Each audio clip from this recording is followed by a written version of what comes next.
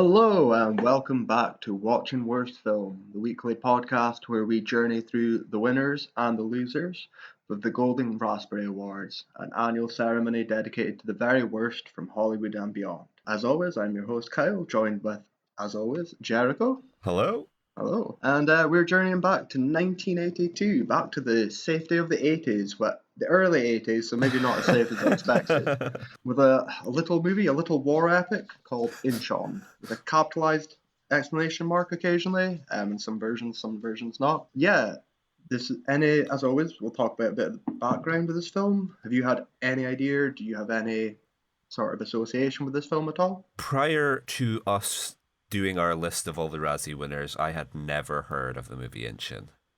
Yeah, that's the exact same. And even prior to I've been putting this off for a long time. This is one I've been dreading just on its sort of infamy. The few things I knew about it were it is regarded as one of the worst films, period, and 2.5 hours long, and that was scary to me. You know, I'm accustomed to really drab war films, especially at this time period, and I had no interest. I won't give me weird sex dramas and Rambo films. I don't really have any interest in this, so this was completely blind for me. I did know Laurence Olivier was in it. That was pretty much all I knew about it. I just want to say, is this like a school thing? Is this like a rebellious school thing? Like, don't make me learn.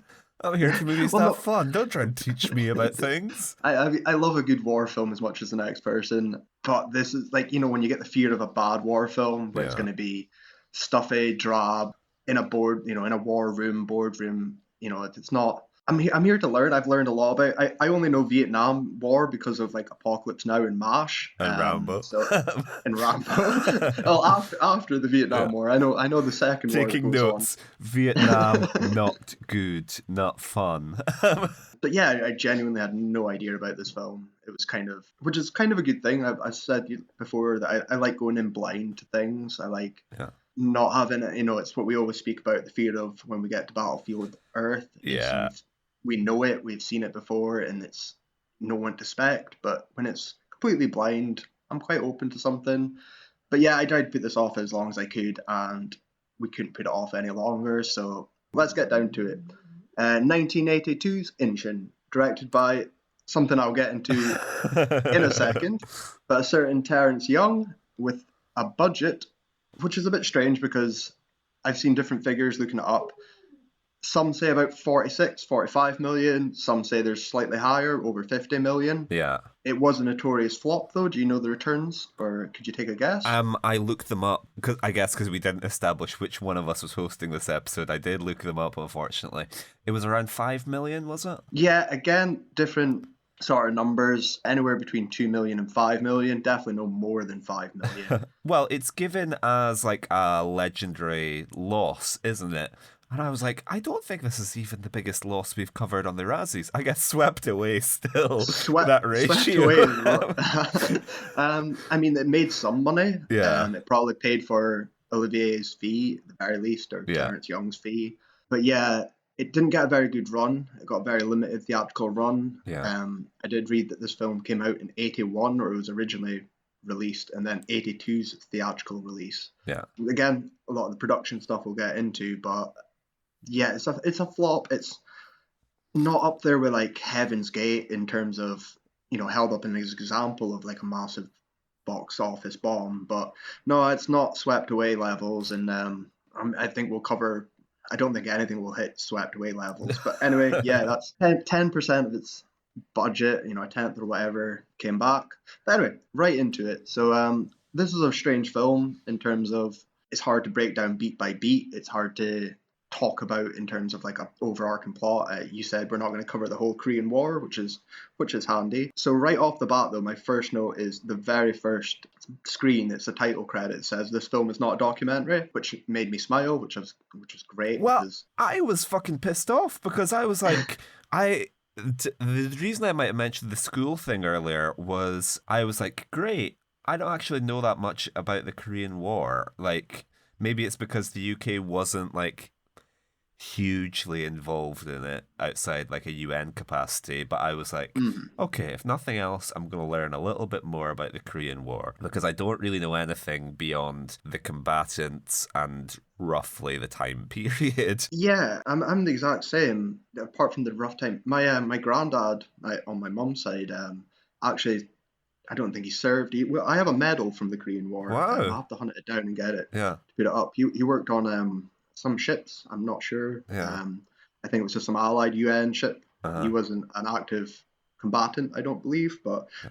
I have a medal from his time in the Korean War, and he was quite upset. This is a film he would have loved. You know, he had rows of VHSs taped off TV movies, and he was really passionate about the Korean War, but I wasn't, you know, because did they make a sitcom about it in the 70s? You know, It's not one of the glamorous wars, exactly, is it? no. And I, apart from the fact I know it's still technically ongoing, you know, it was only a ceasefire, and the North Korean, South Korean sort of divide still continues to this day. Other than that, though, I don't know anything. So again, when you're talking about like in a school way, I could learn something. I'm not going to, but I could learn something from this film. Well, no, you can't, because that's why I was so annoyed when the first thing you see is like, this is not a documentary, don't expect to learn anything, we've distorted these facts, this has been dramatized for entertainment.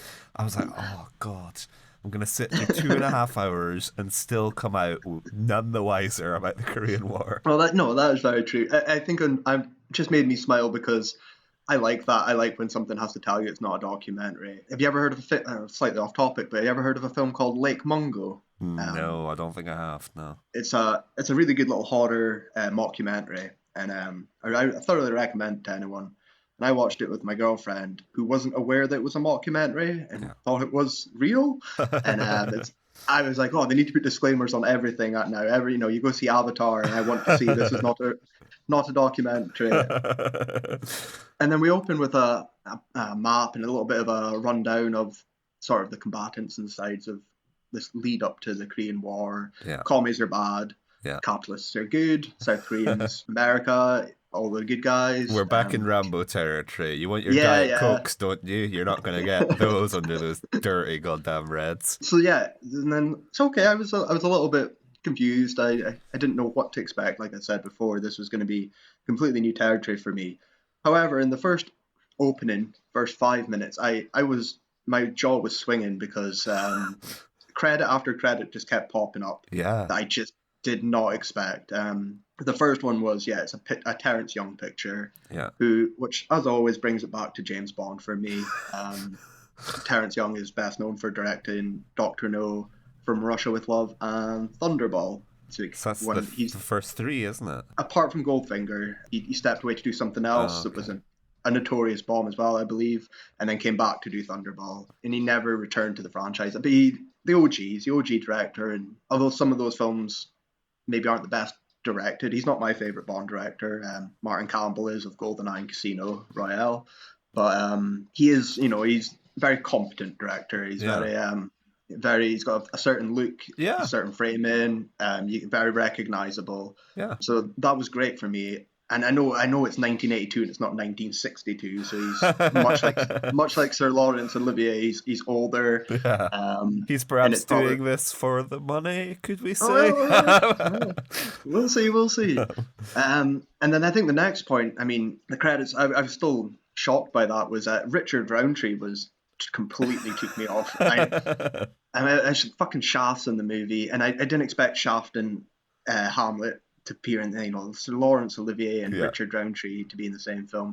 I was gobsmacked. And then once again, it brings it round because the next credit that I marked out for was music by Jerry Goldsmith. Yeah. Which I don't know why, because he's a very prolific composer. Yeah. He's one of my favorites, obviously, as we spoke about Rambo, Star Trek. He's going to come up again in this podcast when we get around to him. And out of curiosity, and I saved this for the episode, I actually looked up what he did in 1982, because I knew how busy he was. Yeah. So this is the same year, of course, as First Blood, the original. Oh, really? Yeah, okay. And he also did The Secret of Nim. Oh, and yeah. He also did Poltergeist as well this year. Wow. Very prolific. Next year, the following year, he does My Beloved Psycho 2 and famous child murderer Twilight Zone, the movie as well. It's just he's a very. He also did a film that's called The Challenge, which I've never seen, and Night Crossing in 1982. So that's 5 or 6 movies I think he did Yeah. this year alone. So very busy. To his credit, all these scores as well are vastly different. Yeah. This isn't like First Blood, which is I think it's amazing that if you're doing two sort of war films in the same year, not to have any crossovers or Yeah, similar sort of definitely.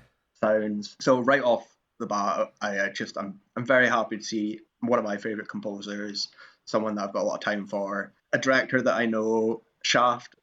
I'm happy. I'm excited already. And the first opening scene, I'm seeing massive explosions. I'm seeing war tanks. I'm seeing tanks go through houses.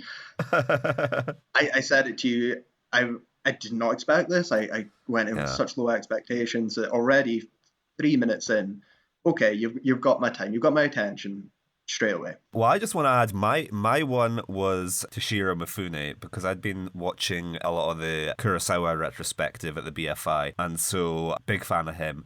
And I don't think I'd ever seen him in a non-Japanese film before.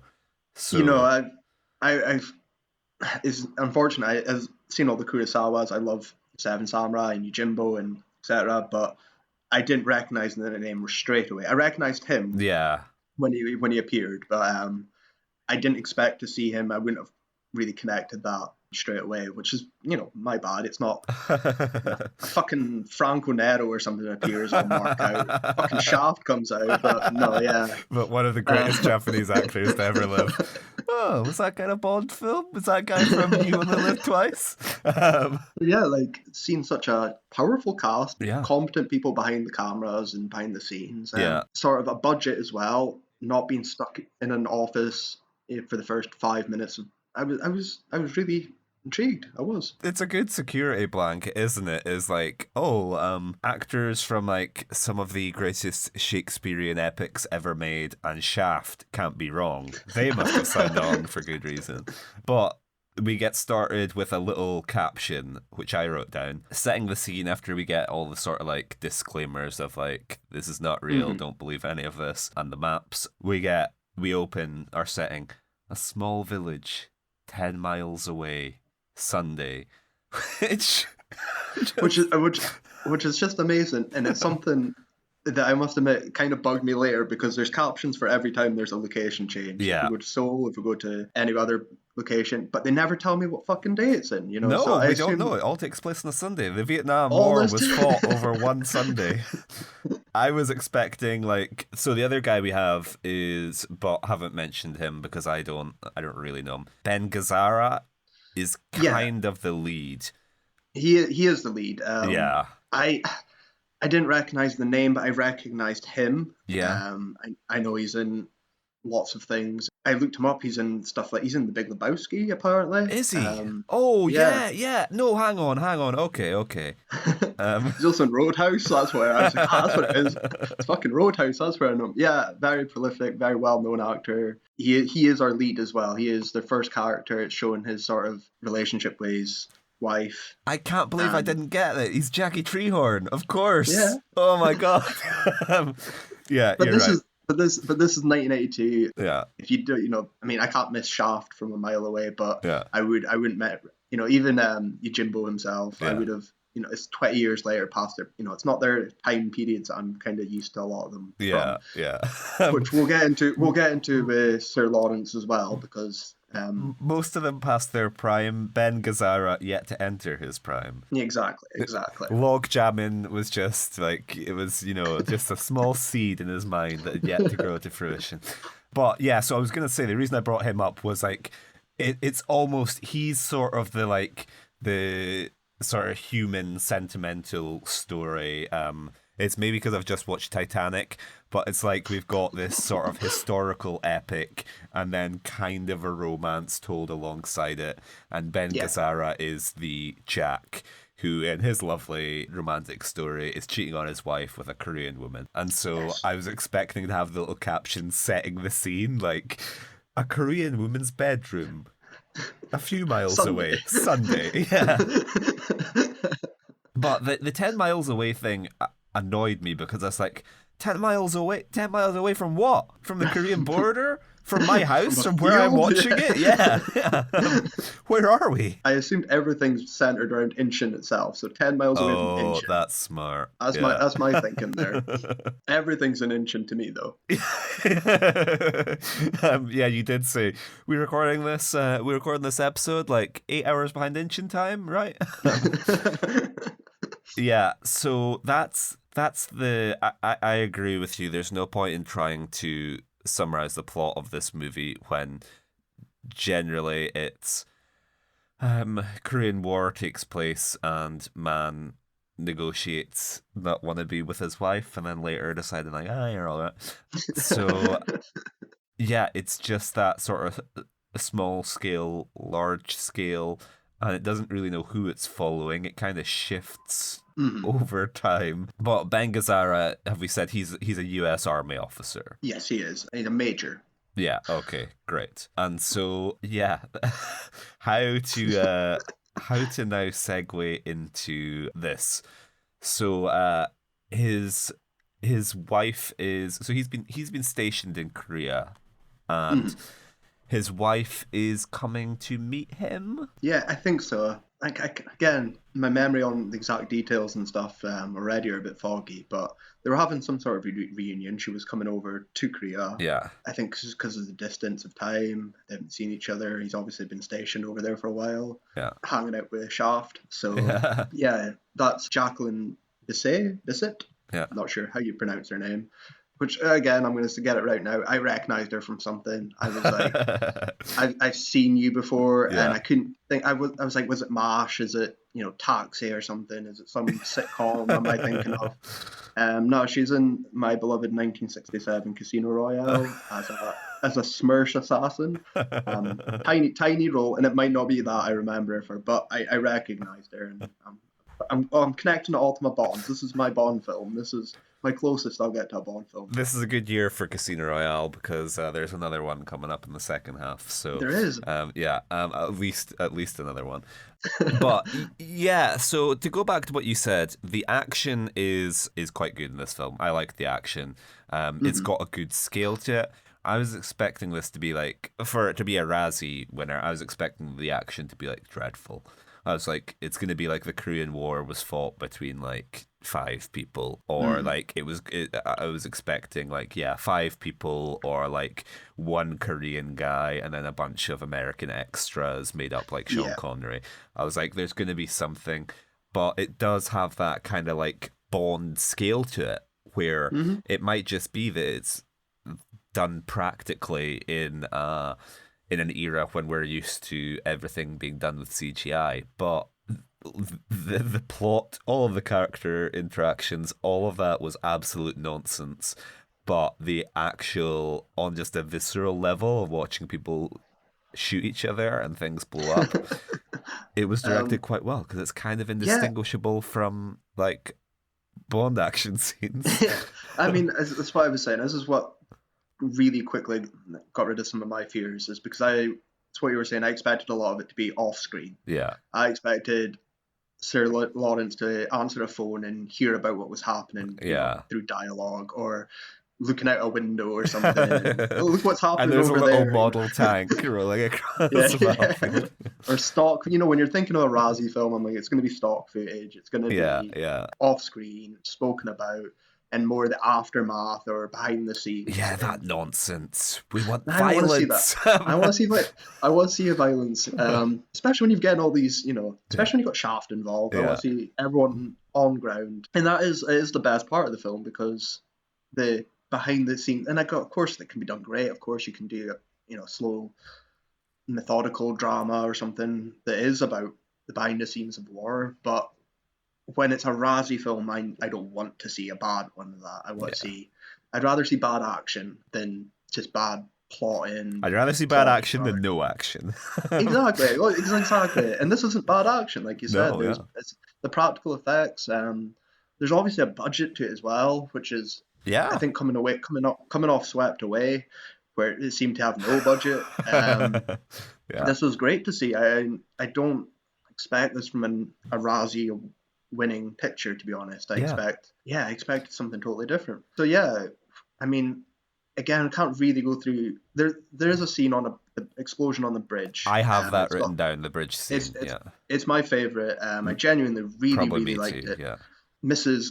Gazzara, Yeah. whose name I can't remember, is driving across it. Yeah. Shaft's there as well. It's great. Yeah. It's got a very practical effect as well. I assume Yeah. a real bridge was blown up. I'm Yeah. getting good, the bad, the ugly sort of vibes. I like Yeah. to see bridges explode. It's just something very, satisfying about it. Yeah. There's a part as well where the cars that she's in is, sort of sliding as well. Well, Which for me, it was The Dark Knight Rises. It's the end of that when Joseph Gordon-Levitt has to get the orphans across the bridge, and the army are like, "You take one more step, and we're gonna blow this bridge." It's that where Mrs. Gazzara is trying to get some Korean orphans across the yeah, bridge, and yeah, it's like it's a moderately tense scene in amongst a load of I crap. was. Well, that's it. I was gonna joke to you. I was like, oh, I'm expecting Spider-Man to come swing through and save the day and hold the bridge together or Yeah, something. yeah, But I actually got sucked into it for a yeah. moment, and again, just not what I was expecting. I didn't expect to genuinely be watching something with like intense purpose. I expected just to be like mindlessly drifting through and I do mindlessly drift through a lot of this film as well. Yeah, Like me too. Let's not it's I let's not can't, suggest. Yeah. yeah, and then right away, like disclaimer, Inchon's not a great movie. No. It's not even a good movie. No. But it's when the bar is and what we're talking about with like Razzies and what kind of warrants worst picture. It's not that. Yeah. So it's something I wanted to speak about was like the production of. Okay, hang on. I have one final scene of the actual film. Okay. So if you want to prove you're not a capitalist puppet, shoot them. Great. That's another It's a great scene. that's another scene great scene. that is like pretty intense because who is it?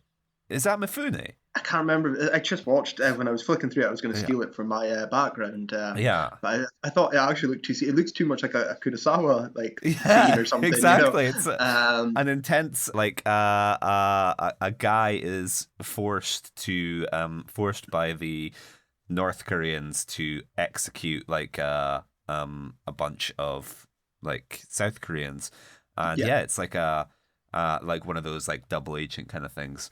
And like, to prove your loyalty, to prove you're fighting for the right side, kill these civilians, and it's really intense, both psychologically, and then when he shoots them, there's that visceral kind of like,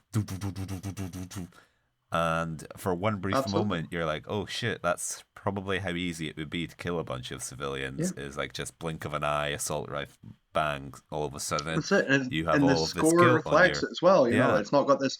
It's not held. It is blink and it's over, and it gives it such an impact as well. That was a genuine tense scene, which came out again. Some of the jarring effects when it's jumping between Douglas MacArthur / Laurence Olivier and to some of these scenes gives me a little bit of whiplash. Yeah. And I think we'll talk about Sir Lawrence's part more. Because we're talking about more the parts I enjoyed. I really enjoyed the finale as well when they've got to get to turn the lighthouse. Lighthouse and turn it on. You know, there's flashes of Thunderball, is what I said to you. Not shot like Thunderball. Can you imagine if they'd got 80s Connery in on this? Oh, I mean, and it was something I was going to bring up. Actually, I forgot. It was Terrence Young himself turned down Never Say Never Again. Oh. He was approached to do it, and I thought it was because of this film. Yeah. I don't know if the time, because Never Say Never Again is 83. Yeah. So Connery's a bit busy. So for listeners, Never Say Never Again is the unauthorized Bond. Yes, it's the non-Eon. Yeah. It's a Kevin McClory produced remake of Thunderball, which he had the rights to. Yeah. The Bond licenses were a bit all over the place until Eon swallowed them all up by 2000. I think they had everything. It explains why I always go on about Casino Royale 1967. It's the other non-official, non-Eon one.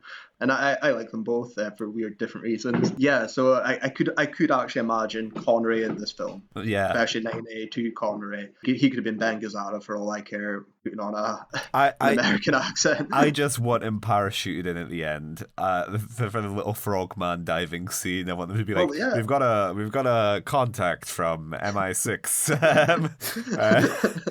Do you use a match? No, I use a lighter.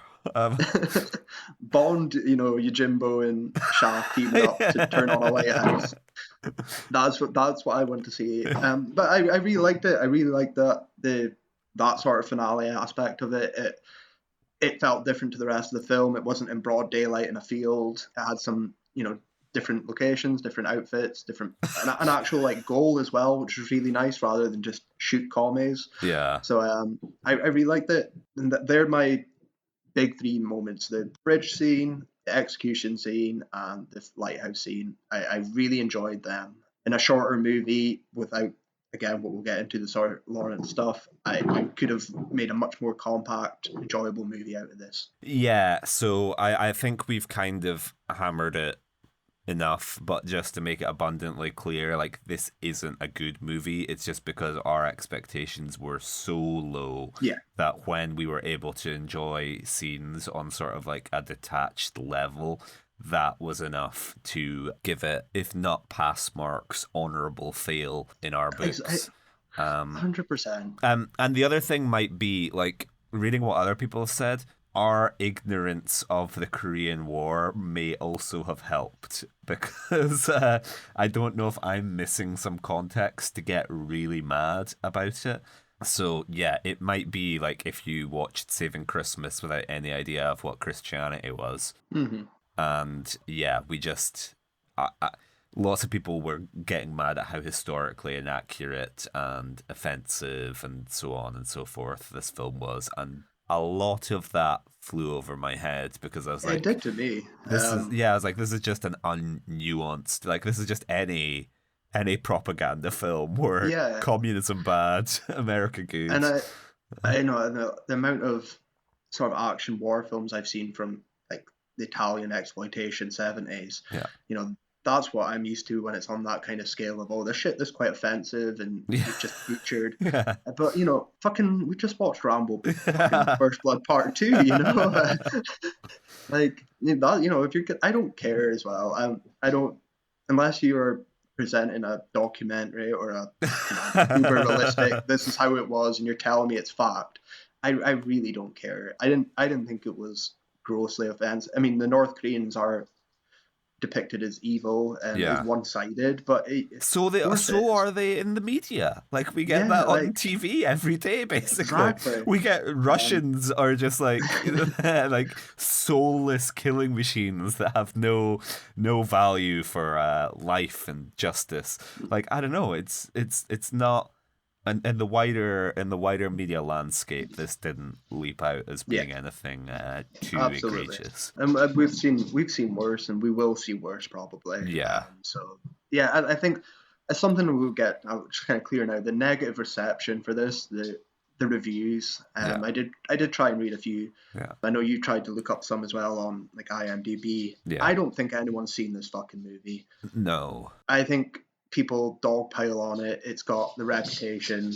I believe people have seen Heaven's Gate. I believe people have seen, other films that are sort of got the infamy. I don't think people have seen this film. Well, to get into it, how would people see this film? Well, yes. So we watched this on YouTube. Yeah. So this is a freely available movie that we could watch if you're the listeners. Yeah. And it was a TV edited version with Good Life. I think that's what it was called. Yeah, Good Life. The Good Life channel or something. TV network, yeah. So I looked this up. I was curious because I wasn't unsure. I had never heard of this channel, and I assumed it was like a TBS, like a classic Turner, film station. Yeah. And at the time, the Good Life TV network was owned by the Unification Church. Oh, hello. So, which is going to bring us into some of the production, because that is also who funded this movie. Yeah. So they had the rights to it. They've never released this on home video or DVD. It's never been shown on any other network, as far as I'm aware. The only way to have seen this was 2002 or whenever they showed it on their network, or through this ripped copy that's on YouTube. This is essentially a lost piece of media, really. Well, that's why it was such a weird experience of, like, it was kind of like a pan and scan, weird distorted aspect ratio, and it faded out for ad breaks every so Mhm. often, And, and this is a some of them were really noticeable. I mean, I yeah. forgot some of them. Some of them just Yeah. kind of Some of them are just became non like fade to black in between a fade to scene, black transition, but but some then of when it them held are on for glaring. Yeah. yeah, and I was like, is that the movie over? All right, fair. We do like to watch these movies in sort of the highest quality, give this movie the best sort of chance it can. But there's just no way to watch Inchon that No, isn't in this weird TV edit because which it's basically been lost. which is such a shame as well because like we were talking about some of the bigger scale scenes and set pieces Yeah. would have looked I said it to you without a trace of irony. I would like to see this on Blu-ray. I'd like to see this Do remastered. we I don't get in want to watch touch it with again. Quentin Tarantino and be like, Quentin, can you do a big screen? Can you show Get Inchin from a 35mm print, like please the because Inchin I just cut want and release the? I want to see it in like proper clarity. I want to Yeah, see some of these sets and yeah, some of these pieces. for sure. I just want to hear it like the way it probably was intended. And Yeah, I don't think it'll improve the movie that much, but it would be more of a visual treat. yeah, And some of the again the bigger scale action scenes and stuff, I genuinely think would be great. And like you've said before, maybe it's because we're used to modern times, but yeah, I really want to see this, and we can't. yeah, So before I start going into some of the strange production and background of this film, I think there is one elephant in the room we kind of need to talk about before we wrap up this film, and that is it's its selling point. It's its name that's front and center, and yeah. it's Sir Laurence Olivier as General Douglas MacArthur. I can't really avoid. We have avoided speaking about him, despite being the main selling point.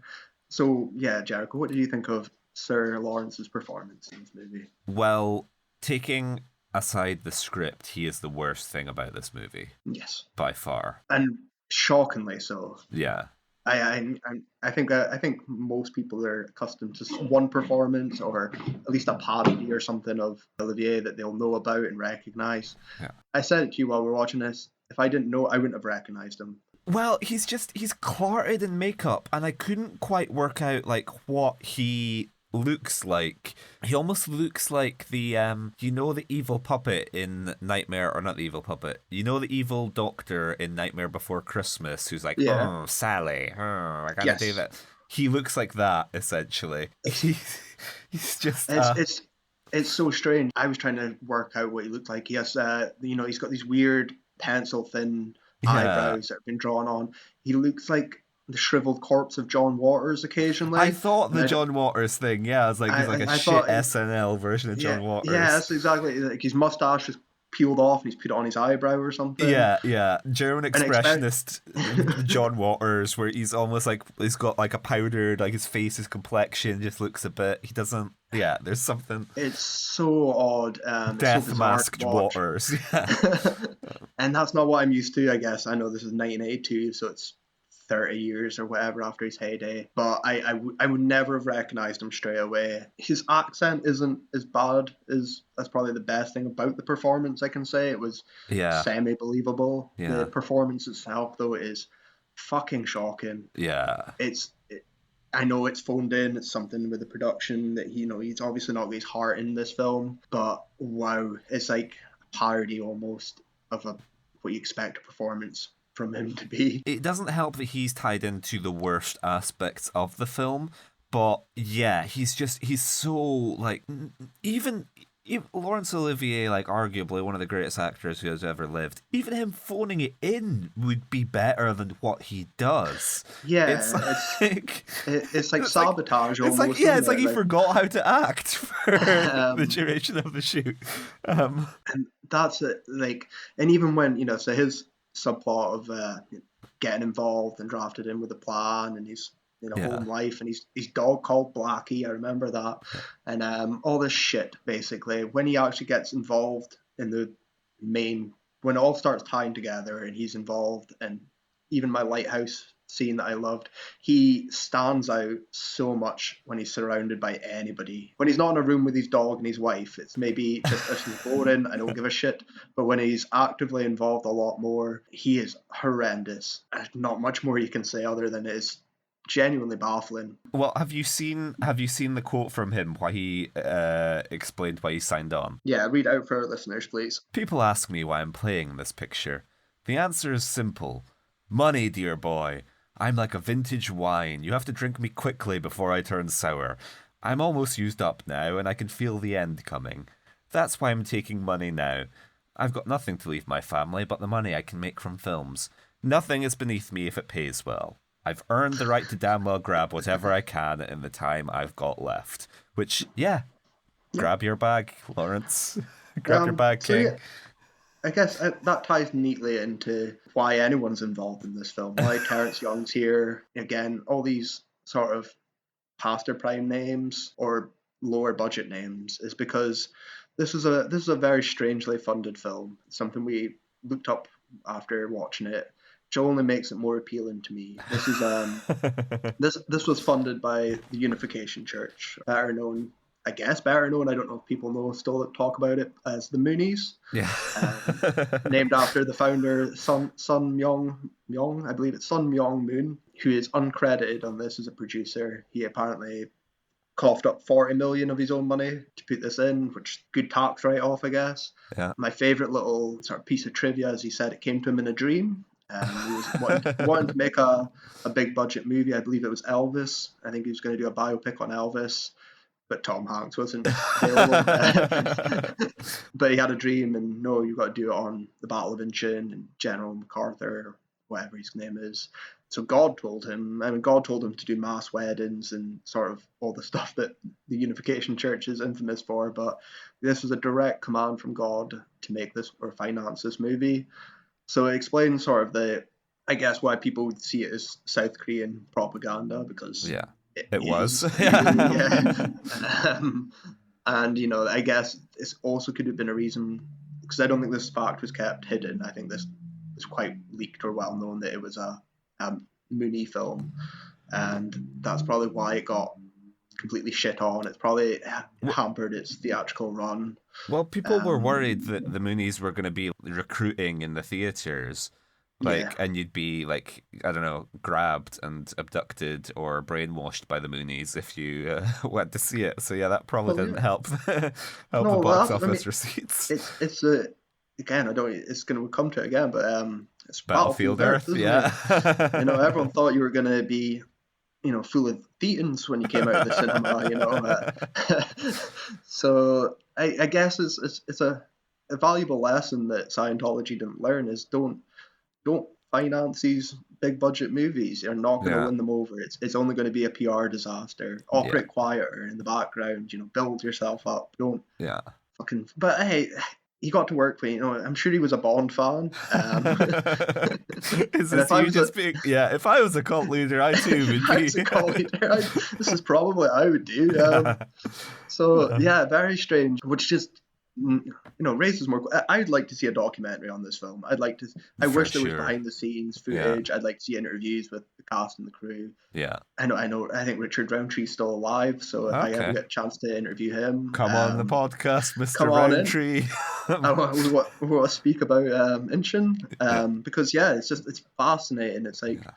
It's a heart of darkness to Apocalypse Now. There's got to be existing out here. There's got to be some sort of story here that's just really intriguing about it. Well, with my go-to of Herzog, where's our burden of dreams about the making of Inchon? This passion project Inchon, which everyone was really invested in. Absolutely. But the Moonies probably ties into one of the other weirder things about the film, which was why I made the Kirk Cameron connection, is like this almost seems like an overtly like faith film in points, because I don't know if that was a key part to General MacArthur, but like when he's hanging around talking to his wife, the like ass just falls out of the film. Like he's praying or he's looking at like religious art. Like there's a scene where he just recites the Lord's Prayer and we just kind of watch him. And it is in a church sermon sort of setting as well. Yeah. There is a lot of it's heavy. I mean, we've watched Saving Christmas, so we've watched more heavy-handed sort of Christian propaganda essentially. I didn't get that completely from it. I mean, it is ham-fisted at times, but maybe he was. I don't know anything about fucking General MacArthur. I don't know. Maybe the South Koreans were having this boom in Christianity in the 50s. I'm not. I'm here to learn. So you've got that famous Adam Sandler quote. I'm here to learn, everybody. Yeah, I don't, again, this is a film that would have definitely benefited from more research and more context because I don't really know anything about how the Moonies work in terms of, yeah, do they yeah. put the Lord's Prayer on a particular pedestal? I know it. Maybe. Was I activated? Was there some secret code in the Lord's Prayer? And now I'm going to go off and join the remnants of the. Yeah.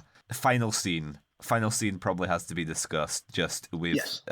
relevance to Laurence Olivier's performance Yes. because he's giving a big speech and they make what is perhaps the most ill-advised decision they could possibly do, where they cut from Laurence Olivier to like archive footage of the real General MacArthur. Yeah. And you just like I could feel you reeling from across the country in text form, just like, oh, that was a bad Yeah, it was move, showing shocking. you. That was a, it was a, it's a really bad move. I mean, I've seen, a lot of biopics can do that, especially when it's done relative. If you're proud of the performance and you've done well, Yeah, I'm sure The Doors does it. I'm sure Oliver Stone's done it occasionally. yeah. But when it's really fucking bad, do not leave that as my final. Because I don't know what fucking General MacArthur looked like or sounded like. I'm not Yeah, American. I don't give a shit really. So showing me in black and white, this is actually what he looked like, and this is actually what he sounded like. He didn't look like the corpse of John Waters. He didn't have terrible monologues and weird delivery at times. No, I was like, Jesus Christ! It left such a bad taste in my mouth. I did, I'm grateful though it did end. It didn't end on this Olivier speech though, because it was fucking yeah. boring, to That's be no way honest. to go out. That's a wet fart. I don't want that. I want, at least it's something to talk about and remember. Yeah. But yeah, that's a poor creative choice. Very strange. But yeah, that's it. Do you have anything else you really want to add about Inchon? Well, no, not really. I'm sorry, listeners. We'll hopefully pick this up in the second half when we'll be returning to some of our favorites and be a bit more fired up and passionate. Mm-hmm. But this is an odd film, which makes for not a great episode.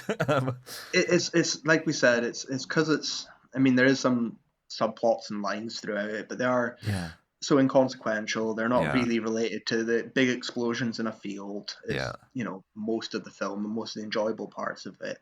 It's nowhere near as bad as I expected. It was interesting. It yeah. has a great background that I'm fascinated by. I like seeing. I actually did think Richard Roundtree was really good in it as Yeah, well. most of I the cast with Olivier are pretty solid. Yep. Yeah, Everyone seems to be putting in a decent and performance. the There is dialogue some they're given isn't great, but they do well. Yeah, Yeah, they do well with it, do the best they can, and again, I like the big budget. I like some of it quite a lot. I was really pleasantly surprised. I never will watch this again. It's not a good film. Again, yeah, gotta keep saying that. I was so pleasantly surprised, and I don't think I've had such a pleasant surprise since I Know Who Killed Me on this. yeah, Because swept away, these films can be. These I have no expectations. I'm dreading them. yeah, These could be pleasant little surprises. This was a pleasant little surprise. yeah. It's never going to be rewatched.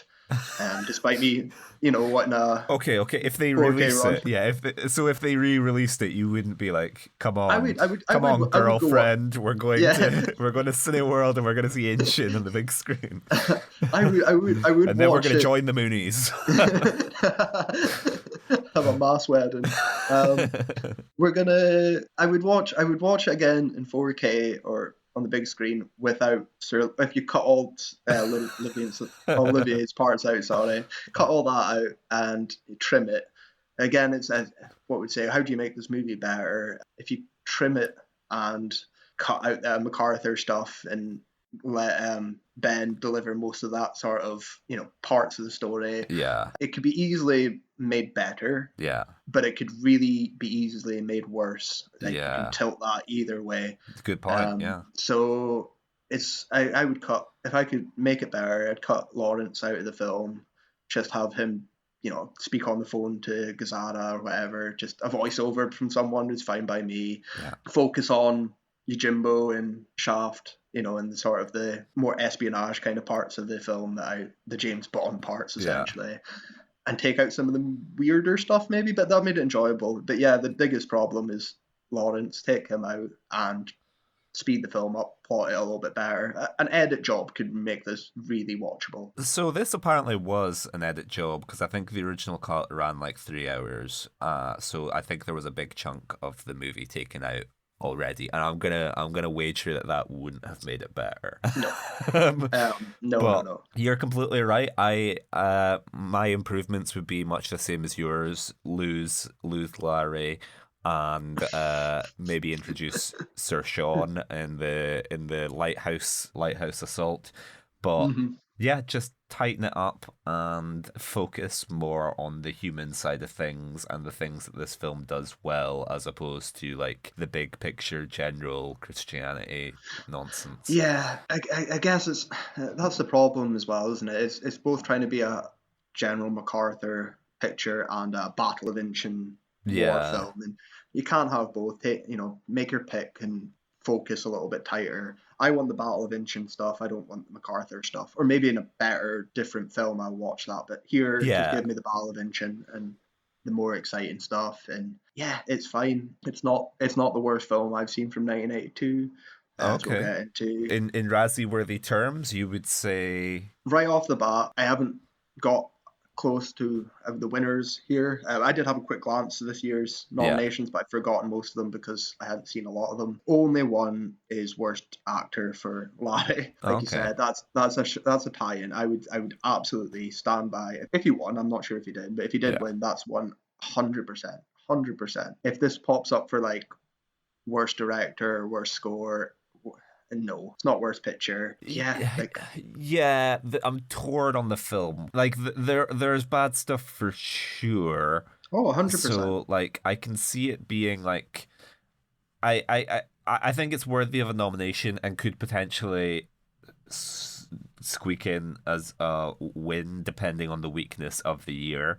But yeah, I agree. It's not the worst film I have seen from that year, and so it's not Razzie worthy in that regard. Of there is a Yes. worse winner, but I could see a case. Like I don't think this is fundamentally undeserved. It was No, better than I expected, but still not good, as we kind of no, covered. that's it. So like I get that it's not. It's again, it's not a good film, and I kind of have to keep saying that over and over. But it's not Razzie award-winning bad. Yeah, Nomination, I'll be fine. I'll be fine if it gets worst picture nomination and worst screenplay nomination. But if there's worst supporting actors, I'll be pissed off. Or supporting actress, I think she was fine as well. yeah, Basically, the only winner out of them all, guaranteed, is Larry for me. The yeah. rest are, I'd argue. So, without further ado, let's run down through the nominations and wins that Inchin picked up. So, of course, Yes. it won Worst Picture. It also shared Worst Director. Terrence Young Ooh. tied, which, no, as we've covered, of all the things, like, yeah, I guess the guy who directed the big battle scenes did also direct the Laurence Olivier. I almost called him Lawrence Fox there. I'm sorry. I'm sorry, Sir Sir, Lawrence. Sir Lawrence Fox. Um, the guy who directed the good parts also directed the bad parts. Although we don't know, we don't know. Terrence Young has disowned the film, saying like they turned it into Korean propaganda, which yeah, they did, but maybe it's just I'm so used to seeing military propaganda now. Maybe in the Yeah. early 80s we were in a rather more naive, honest time.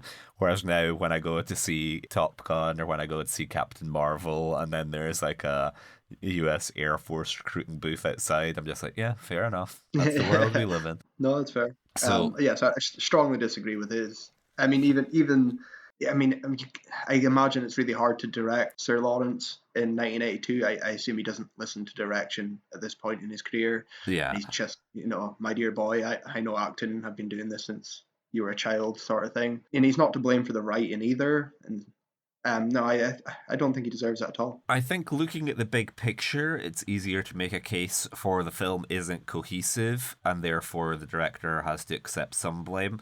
But I think looking at individual moments, there's enough in this that suggests he wasn't entirely phoning it in. Like, Yes. you can direct this film a lot worse, and certainly in comparison to other nominees, the ball has been completely dropped. But we Yes. will tackle that when we come to it. Yep. Laurence Olivier won Worst Actor as Douglas MacArthur. My only issue with that is he isn't the lead, I don't think. No, he's not. He's not. He's a supporting actor. So again, you pointed out Mr. Razzie doesn't cover this in his book. I don't think he's seen this film. I think he's seen the poster, and he's seen obviously Sir Larry's name's front and center. So that's what I thought. I thought he was going to be the main character. If I hadn't watched this film and I had to like bullshit my way through it, I would have said he was the main character and he's parachuting in and he's got a wife and he's cheating on her with a Korean. I just made it up. I don't think he's seen it. And I know you've said that you don't want to speak to him, you don't want him on the podcast, but I almost think that you do need to like bait Mr. Razzie into coming in just so you can quiz him on all the movies that you don't think he's seen, so you can cross-examine. Mr. Razzie, what colour of tie did Sir Laurence Olivier wear in Inchon? Well, it was red. Well, Mr. Razzie, you see, he was not wearing a tie at all. Just quizzing him on movies he saw 40 years ago. Yeah. Being like, he can't remember the minutiae. Proof. He didn't watch it. He didn't fucking watch it. He didn't have it. This is a film you'd want to write about in your book about worst. If you pick, you've always got to write about them. This is a film that like you've this got to would talk sell about some copies for sure. Yeah, and no one's gonna watch it. No one's gonna like prove you wrong. So you can say whatever the fuck you want about it, as he's done here. So yeah, fuck him. Mr. Razzie, how many times does Mike Lindell say wow over the course of Absolute Proof? Counting down, 10, 9, 8. We then have Worst Supporting Actor. So Ben Gazzara, Jackie Treehorn himself as Major Frank Halsworth. Is that a win? No, it's just a nomination. Okay. No, absolutely not. Strong, no. Yeah. He's absolutely fine. Like, I don't have any praise for him specifically, but I don't have anything negative either. He fills his role perfectly adequately. So I would say he's closer to lead. I would switch them both, but obviously 100%. Laurence Olivier is the bigger name at that point in time. Jackie Treehorn since surpassed the greatest stage actor the world has ever seen. I would switch them, and I also wouldn't nominate Ben Gazzara because I think he was good. Yeah. Okay. And then we have Worst Screenplay. It won Inchon, Robin Moore, and Laird Koenig. Okay. So yeah, obviously I wouldn't argue the nomination for Worst Screenplay. I don't necessarily think it's a winner. I mean, how bad can you write tank drives through wall, or there are bits I like you said before, the having to shoot down the South Koreans. There's bits genuinely really good in here, and I don't know what's been like shadow written by or overseen by the producers as well. I don't know where the blame lies. It is a bit of a mess, like I can't deny that. So I'm torn on whether it's a winner, but it's definitely worth a nomination. Yeah, so the writer wrote the French Connection book and also The Happy Hooker. So that was Robin Moore. And Laird Koenig is also like an author, so it doesn't have like a great screenwriting pedigree, which makes sense because the movie isn't structured well. It's not good as a screenplay. No. So as I said, beyond Sir Larry, this is the other one that I would say it's 100% nailed on. I would kind of fight for any other nomination, but Screenplay and Larry were the winners in my opinion. That's fair. And yeah, that's the final nomination. So it dodges score, thankfully, which, as we called out, Jerry Goldsmith did a damn fine job. Yeah, I'm glad at that because that would have been really annoying. That would have been the biggest insult, to be honest. Yeah. It's not a score. It's not even like I really like First Blood score. Yeah. The theme for First Blood is going to be stuck in my head for the rest of my life. Obviously, Jerry Goldsmith does like Next Generation. He does Star Trek motion picture and Star Trek 5, I think, as well, which we'll come to. He's a great composer. This isn't memorable, but it's so fitting, and there's bits that are just genuinely, everything's a lot of passion in it. I did read that it was a bit of a nightmare, the score as well. There was problems in the music was recorded in Rome's studio. It was fraught with difficulties. The studio was not large enough for his orchestra, and room noise made by the players and their equipment affected the tracks. Despite that, Goldsmith was pleased with it. He said he was proud of it. It was one of the better things despite the circumstances.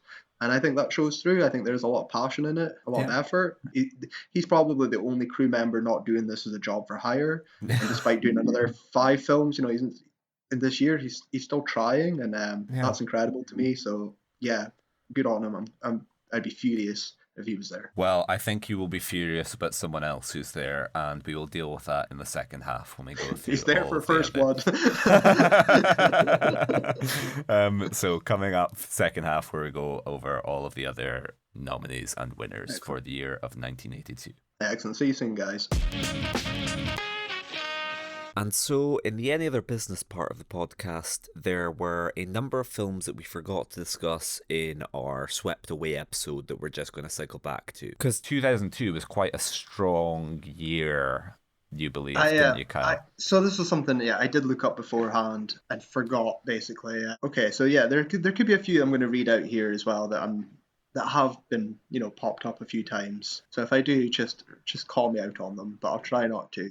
So when I was thinking about it, it's something I brought up before in a previous episode with 994, with Interview with a Vampire getting a win. Yeah.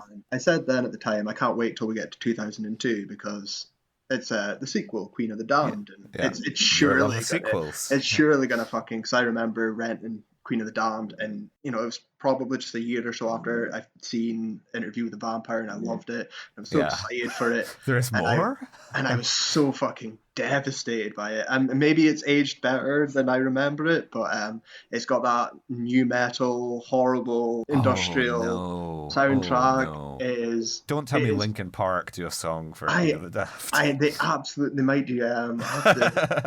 If you give me 2 seconds. What a decline from Guns N' Roses at the end of Interview with the Vampire, because I'm forgetting that they feature in that. So the soundtrack was written and performed by Jonathan Davis of Korn. Oh, wow. And track number 3, System, is performed by Chester Bennington of Linkin Park. Oh, God. It's got Papa Roach, Deftones, Marilyn Manson.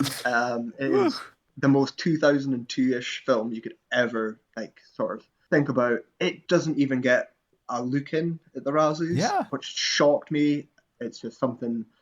But then I got thinking about it, and I was like, what else is missing here? Because 2002 is quite a grim year for movies. There's some high highs, but low lows. So I'm going to read out some that I was very, very surprised about. One that you've talked about, Boat Trip, starring Cuba Gooding Jr.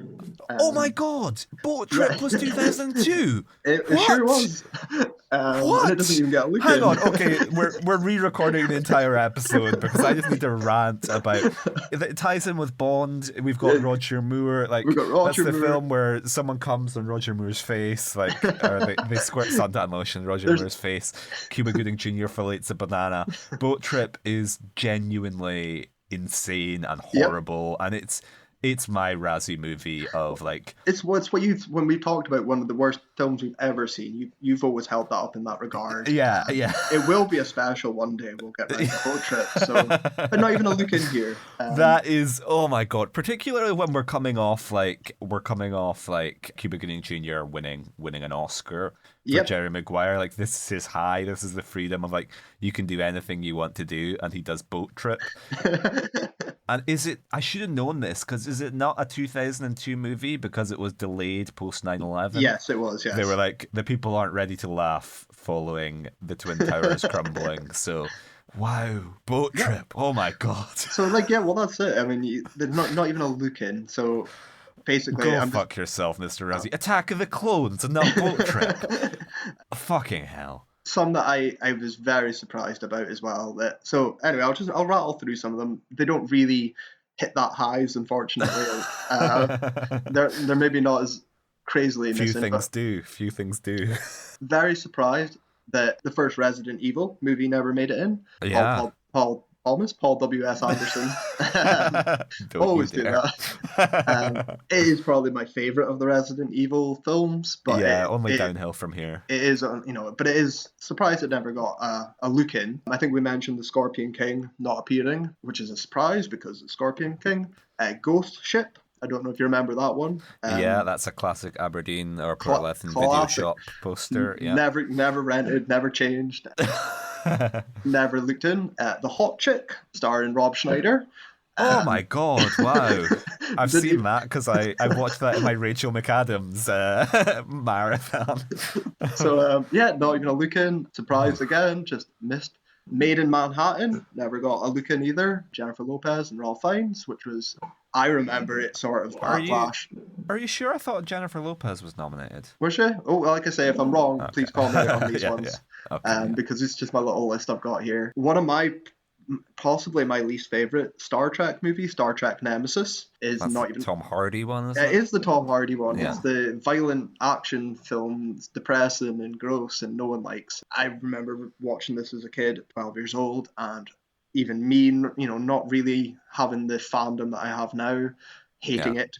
It killed the franchise. So, that's got to be a look in at least. Eight-Legged Freaks. I don't know if you remember that with David Arquette. Yeah, I remember that. Yeah. Which I remember having good fun with it, but it has, it had a big negative reception when it came out. Again, David Arquette doesn't do much after this. This is one of his his peak of what Ready to Rumble and stuff like that. It's all downhill from 2002 onwards.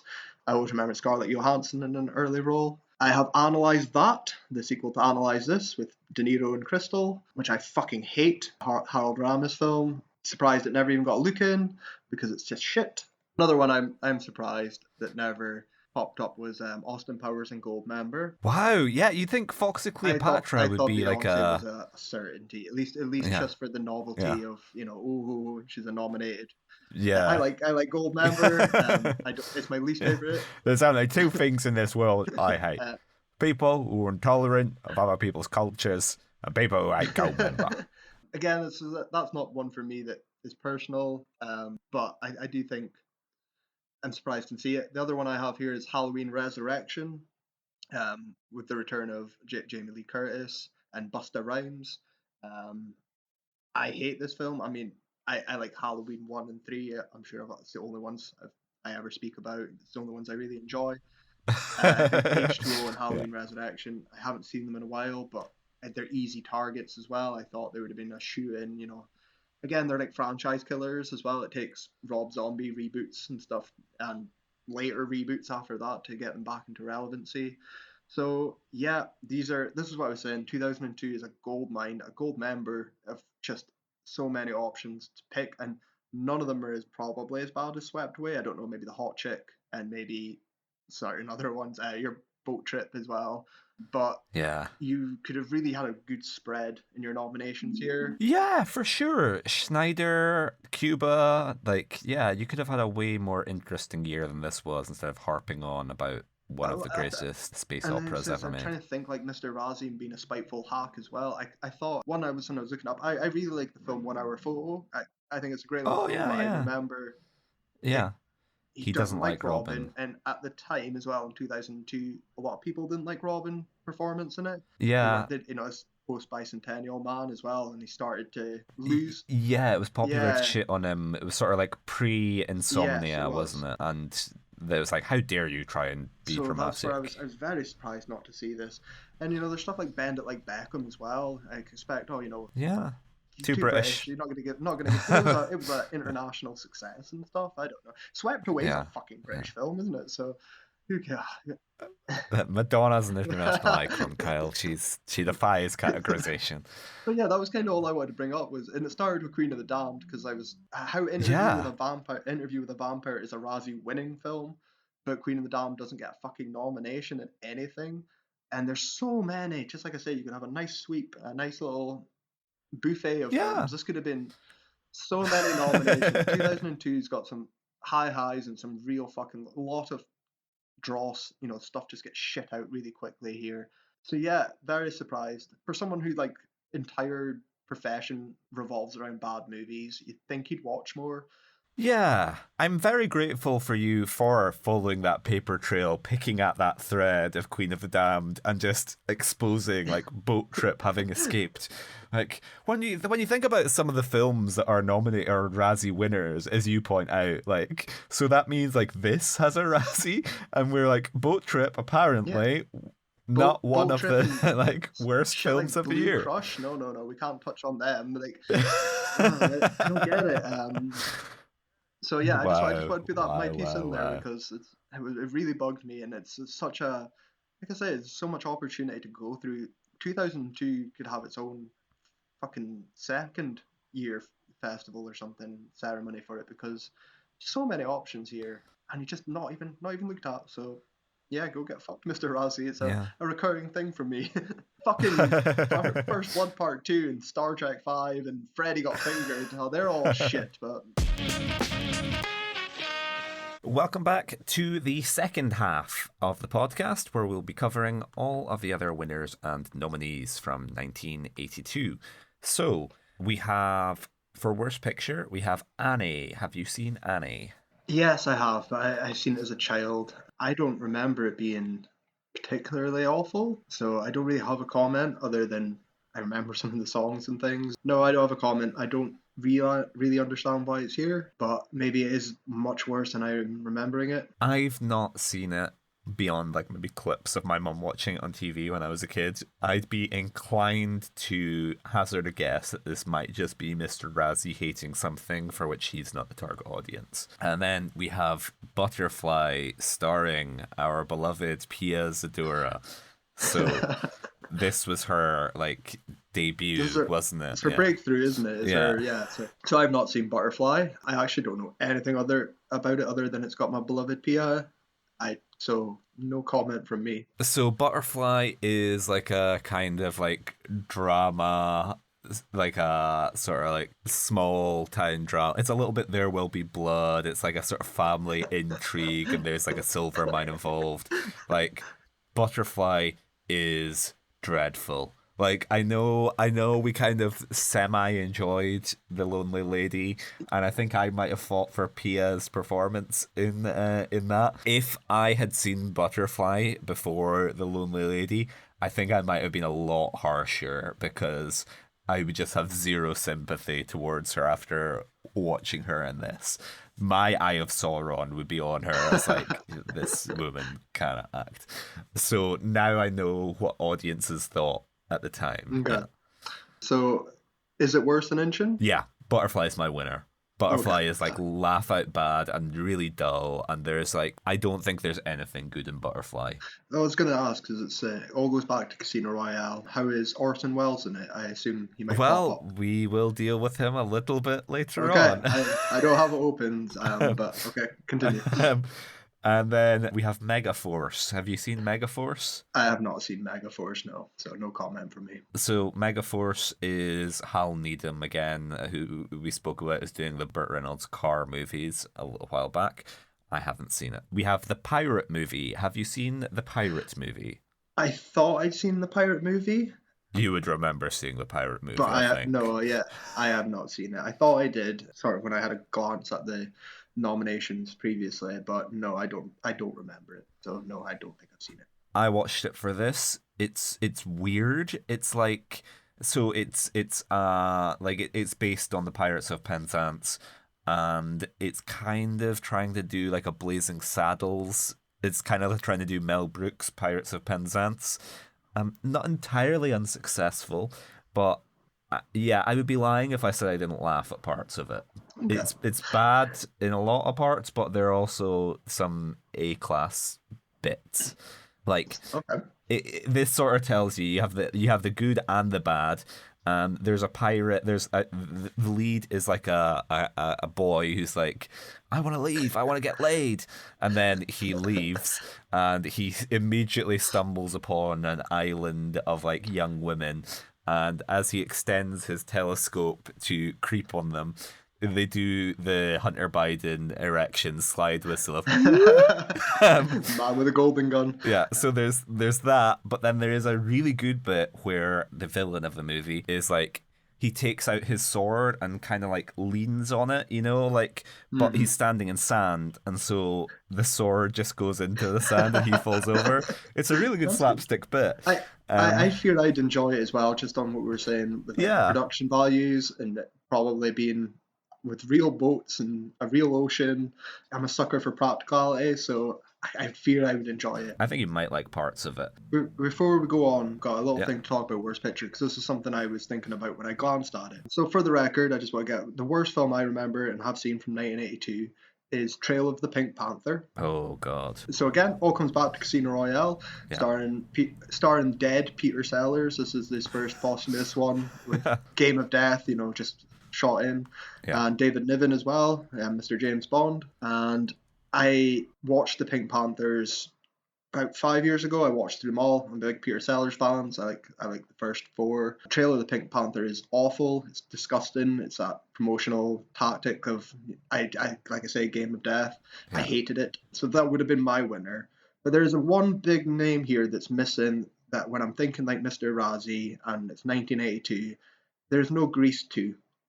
And I love Grease 2, and I was shocked. I was absolutely shocked it's not even nominated, because that's a name, that's a thing to get those 1982 clickbait equivalents. I am so surprised it doesn't appear at all, I believe, throughout this entire No. nominations. That's just absolute shocks me. Really positively shocks me. Yeah, no Grease 2. Just I wouldn't have picked it. Like I said, I probably would have picked Trail of Pink Panther, but so surprised it's not there. Well, I would offer to you our favourite Stinker Movie Awards, who, as we know, they're much more open to sequels. Oh yeah. And so on their shortlist, Inchon was their worst picture winner, but their shortlist was Annie, Death Wish 2, Grease 2, and The Pirate Movie. Okay. But I'm just going to run through their list of dishonourable mentions for you, because some brave swings here. Amityville 2, The Possession, The Best Little Whorehouse in Texas, Blade Runner, Butterfly, Friday the 13th Part 3, 3D, Hanky Panky, Homework, Honky Tonk Man, Jinx, Kiss Me Goodbye, Liquid Sky, Megaforce, One from the Heart, Paradise, Parasite, Penitentiary 2, Pink Floyd The Wall, Porky's, The Seduction, missed out, Rocky 3, 6 Weeks, Summer Lovers, Swamp Thing, The Toy, They Call Me Bruce, Trail of the Pink Panther, Tron, Yes, Giorgio, and Zapped. Oh wow. I'm glad we're not doing a Stinkers podcast. Jesus. The only thing obviously Blade Runner, Rocky 3, Tron, all these ones are just fucking wrong, obviously. I thought Porky's was like 80 or 81, so I don't know why we've that's... covered it before, but it's one of those weird ones where there's maybe some ambiguity in the release. Okay. Because I think... Or it's when Mr. Stinker sees it, that's when they count. yeah, there's something that... Yeah, but at least he nominated Grease 2, so... Yeah. Again, I will defend... You know what? Fair enough, Blade Runner. If you've got the Grease 2 call, so we'll let you off with nominating one of like a genre-defining classic. Okay, so back on track. So remember, we were speaking about the Pirate Movie and how there's some good slapstick. That's a smooth segue into the person who shared the Worst Director win with Terrence Young. It was Ken Anakin of the Pirate Movie, which I'm going to say neither of them deserved it, because both of them show sort of good grasps of direction in some ways, and directing a musical, certainly, like, if you fail with a musical, it's abundantly clear, but the Pirate Movie is directed about as well as something of that nature can be. So we've just sort of discarded both the winners, so our other candidates are Matt Cimber, Butterfly. Ding, ding, ding, ding, ding. Butterfly, absolute mess, give it to Cimber. It like, dreadful performances, and not just from Pia Zadora, but from people who I know can act, and it's just like... awkward sex scenes, totally all over the place, like all of the red flags for a director. So yeah, that's the winner then. Yeah. Then we have John Huston, Annie, and Hal Needham for Megaforce. So John Huston again. It all comes back to Casino Royale, doesn't it? One of the 7 directors. I'd forgotten that. I had completely forgotten we had that connection. Wow. So, worst actor. Okay. Arnold Schwarzenegger, Conan the Barbarian as Conan. No. Oh, absolutely not. That's one of his, like, defining roles. And this is just, like Conan the Terminator, like, whatever else you may think about Arnie, like, These are sort of like star-making roles. It's the equivalent of like what you did with nominating Jim Carrey for The Mask and Ace Ventura, of like you're just being a contrarian. And Arnold's great in Conan the Barbarian as well. Like sequel and stuff like Red Sonja obviously are not as great performance. The first one as well, he is fantastic in it. He is so charismatic in it. He's so perfect for that role. Yeah, strange one there. What is best in life, Conan? To crush your Razzies, drive them before you, and hear the lamentation of Mr. Razzie. Then we have Luciano Pavarotti in Yes, Giorgio, as Giorgio Fini. Have you seen Yes, Giorgio? I've never even heard of it. I know Pavarotti for other things other than his acting. Surprising. So I know I can't comment on his quality of performance. I assume it's not good though. But I have no idea. We then have Christopher Atkins, the pirate movie, as Frederick. He's not great, but he's young enough that I'm inclined to write him off as just kind of raw as opposed to bad. And he's not, he's certainly not bad. He's just kind of, it's a cheesy movie and he probably does the right 80s performance for it. Fair. Then we have William Ames for Paradise and Zapped as David and Peyton Nichols. Have you seen either of those? I think I've heard of Paradise. I've never heard of Zapped. Oh God, I've just hovered over Zapped. The film stars Scott Baio as a high school student who acquires telekinetic powers, and the poster is like a nice old-fashioned painted like poster, but it's two guys leaning in a window, and the tagline is they're getting a little behind in their classwork. And they're pointing at like a woman's ass and using their powers to lift up her skirt. It's very Porky's. Oh my God, we could have been watching Zapped, like fucking hell. So yeah, I'm interested who Willie Eames is if Scott Baio is the lead, but yeah. Anyway, it's a double. Maybe in Paradise he's the lead, and they're just double downing. Mr. Razzie is one to do. That's a good call. And of course, Laurence Olivier, the winner. And he's certainly worse than Christopher Atkins and Arne, the two performances I've seen. Oh, yeah. So, worst actress, Mary Tyler Moore, 6 weeks as Charlotte Dreyfus. Have you seen 6 weeks? Never even heard of it. Christy McNichol, the pirate movie, as Mabel. I says Mabel. Reading this over, I kept getting her confused with the woman that sung Fairy Tale in New York. Yeah, it's just the way to say that. I'm glad you said that because I'm like a fucking idiot. No, I'm the fucking idiot on this podcast. She's just the same as Atkins. It's like, which I'm inclined to say is the movie. They work well with each other, which is that kind of cheesy 80s musical. We then have Mia Farrow, a Midsummer Night's sex comedy, as Ariel. Now, I've spoken about my big loves of Nolan, PTA, and Herzog. I don't know how much you've outed me as a Woody Allen fan, a past Woody Allen fan. So is Woodsy a director on this one? No, he didn't direct this. No. He directed this. Yeah. Sorry, I just want to make sure I get my Casino Royale connection once again. I don't think I've outed you too much as a Woodsy man. No. I haven't heard of this one. This is not. It's good. It's not Annie Hall and it's not Casino Royale, so I'm not really paid attention to it. How is Mia in it? I can't quite remember her. I watched the majority of his films when I was about 18 because I was like, oh my God, this weird sort of like nebbish guy getting a load of women. Is he a potential role model? So it kind of blends in. I don't hugely like Mia Farrow. I was always in the Diane Keaton camp. Same. And so when Mia becomes his muse, I think that's a big downgrade. And there are certainly films that she's not good in, and I can't remember if this is one of them. But she was never Razzie bad. She was just like probably not my personal tastes as an actor. That's fair. And then we have Morgan Fairchild in The Seduction as Jamie Douglas. So no idea from this one. It sounds like an erotic thriller, so I'm surprised it isn't a Razzie winner, but no, I've never heard of it. Well, it says it's an American thriller, and it follows a Los Angeles news anchor who is aggressively pursued by an obsessive male stalker.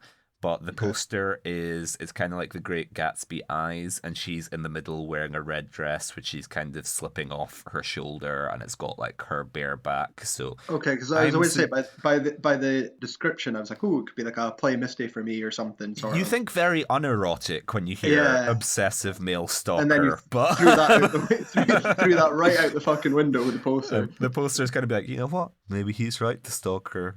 Maybe she's asking for it. Maybe she's always undressing in front of windows. Yeah, it's a bit De Palma from the poster. And then we have the winner, Worst Actress, Pia Zadora Butterfly as Katie Tyler. So, Butterfly is insane. So, Pia Zadora is like a woman who like comes back, and basically the Butterfly is like basically a bunch of nonsense for an hour and a half. And then it ends with like a big trial. Okay. Because Pia Zadora turns up on the guy's doorstep and is like, oh, hey, you're my dad. And like, I'm coming to live with you now. And then they live together. There's a lot of sexual tension. And then like the guy discovers that like, because she is the daughter of his wife, getting into woodsy territory a little bit. They live together, and then the guy discovers that his wife cheated on him with some other guy, and so Pia isn't actually his daughter. And then they have sex, and then and then they get brought in front of a court for incest, and Jesus. that's the sort of like climax of the film. Is like, and it's so weird because obviously like Pia thinks that he's her dad, and he has this secret of he's like, oh no, I don't want to tell her that I'm not her dad. She won't be as attracted to me. But Orson Welles is gonna throw the book at them of like, well, you're gonna go away forever for participating in incest, and he's like, what if I tell you that she didn't know? He's like, well, she'll still be. He just asks a load of questions in court, which nobody, like, judges don't let you do that. No. Judges don't let you test out a defense of, what if I said this? I'm not going to say it, but what if hypothetically, if I were to plead insanity, how would you? And then he's like, oh, what if I said I raped her? And he's like, well, I'd have no option but to let her go scot-free. It's not her fault. And they're like, I did it, Your Honor. I raped her. And Pia's like, no, he didn't. It was consensual. And then he's forced to have the Arman Tanzarian moment where he's like, I am not in fact her father. I am not biologically related to this woman in any way. But it's dreadful. And again, Pia is just playing like a sort of like naive, idiotic sex symbol, while her like husband is like, I don't know, lusting behind the camera, being like, oh yeah, everyone wants to fuck my wife. I'm gonna make a movie where yet again the drama is solely driven by people wanting to fuck my wife. It's gonna be a recurring thing, isn't it? Like, yeah. Wait till we get to Bo Derek. And she's so bad because she probably has like in The Lovely Lady, she's just passed around and then in and out of like a mental asylum, and then she gets that little moment, whereas she's more of like a kind of like live wire performance in Butterfly, and she's really bad. Okay. So anyway, well deserved. One of the most cut and dry Razzie performances I have ever seen. Moving on, worst supporting actor, Orson Welles, Butterfly as Judge Rouch. So yeah, it all comes together. That's How is my boy? He's really bad. Yeah. So he's in it for 2 scenes. Like, he's in the first scene, and I was like, that's it. He's gone. Because they get brought into, like, Pia and her dad get brought into court for some offense. And basically, she, like, flirts with Orson Welles, and he lets her off. And there's, like, a really weird moment where he's just, like, he falls for, like, the Pia charms immediately. And she's just kind of breathing on him. There's like a really weird scene. I meant to send you a screen grab where she just kind of like, and he's like smelling it. It's so bizarre. And like, as a man falling head over heels in love with Pia Zadora, he's not convincing. Okay. He's a little bit better in his second scene when he returns at the end and like proceeds over the incest trial, because he's a bit more like sort of hard ass. Like he's not a simp in that one. It's like the hard ass Orson Welles that we know and love, but he is. I haven't seen much of the bad of Orson Welles, but I, this is probably among the worst I've seen him. yeah, I haven't seen anything off the top of my head post Casino Royale, and he's past it and not given a shit by then. That's 67. Yeah. So Yeah. 20 years have not been kind. Yeah. Yeah, so interestingly, we have a bunch of them this year, but he was nominated for a Golden Globe for that performance. And this is a rare one where I'm going to say, you know what, Mr. Razzie, you nailed it. He is far more he's far more Razzie worthy than he is Golden Globe deserving. Then we have Ted Hamilton in the Pirate movie as the Pirate King. He's not good. I don't even know who he is, so. Yeah, he's a grown man and he's like the villain, and maybe not Razzie worthy, but also not great. We have Ben Gazzara in Inchon as Major Frank Holsworth. Jackie Treehorn kind of covered him. Michael Beck in Megaforce as Dallas, and the winner is Ed McMahon, Butterfly as Mr. Gillespie. Is that Johnny Carson's sidekick? Yeah. Oh yeah. That's I thought it. As soon as you said Ed McMahon, I was like, that's his sidekick, right? I was gonna go with the relative of Vince McMahon, but yeah, no, he's yeah, it is. Yeah, there we go. There we go. All right, how is he? He's I bad. Didn't know. Okay, fair. He's also the one everyone's bad at. Everyone's bad in Butterfly. Like Pia just drags down everyone she touches, but Ed is the one who catches them fucking. And it's a really weird, like, he's kind of like looking and breathing heavily, and then it just cuts to courtroom with like, well, I find you're both charged with incest. So yeah, no, well deserved, because yeah, everyone's kind of bad. Stacey Keach is the lead. Okay. Okay, so worst supporting actress, we had Lois Nettleton in Butterfly as Belle Morgan. I can't quite remember Belle Morgan. Is that the person? There's not a huge amount of female characters in Butterfly, so I'm guessing that might be Pia Zadura's mum. Anyway, it's irrelevant. Everyone in Butterfly is bad. Yeah. Everyone's Razzie worthy.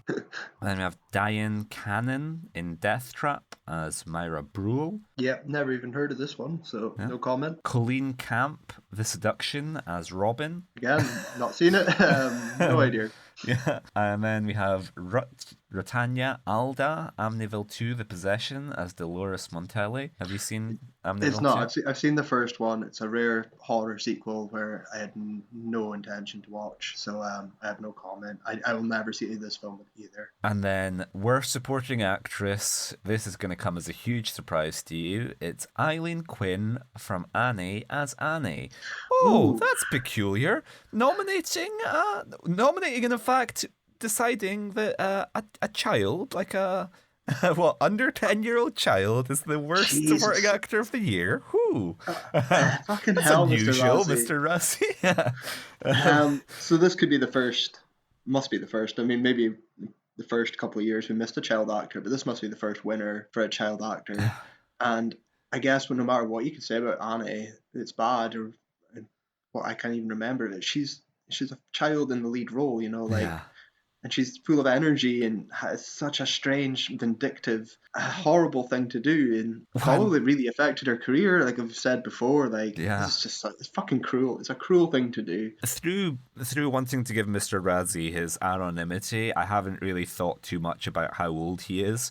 But like, you can probably like maybe do the maths on him being a bit of a boomer, and then 1980. But it's fascinating to imagine a man of any age looking at a child and being like, "Hey 100%. Everyone, this little girl sucks." It's what I've said before. It's such a fucking bully tactic. It's something that punching down because you're a fucking hack that has been punched down by the world. It's so proto incel. I hate it. I hate how angry and spiteful he is, and that's such a fucking horrible thing to do.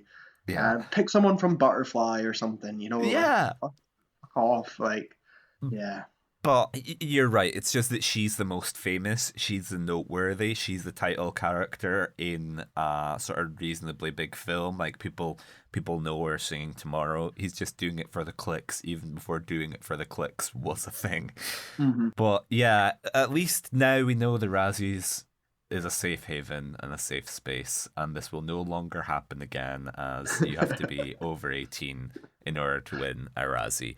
Which, what happens though? What happens if there's an under 18 who's like, it's been my like dream to win a Razzie, and Mr. Razzie's going to tell them, no, you can't win it. You can't and will he retroactively, if we get Annie her Razzie Award 40 years later, will he decline to offer it to her because the rules have changed?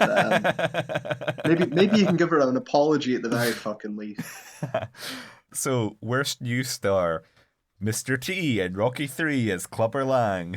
I am fucking shocked Rocky 3 has not taken any punches, pun intended, up until this point. Yeah, Stallone. He could have gone for Stallone over Arnie.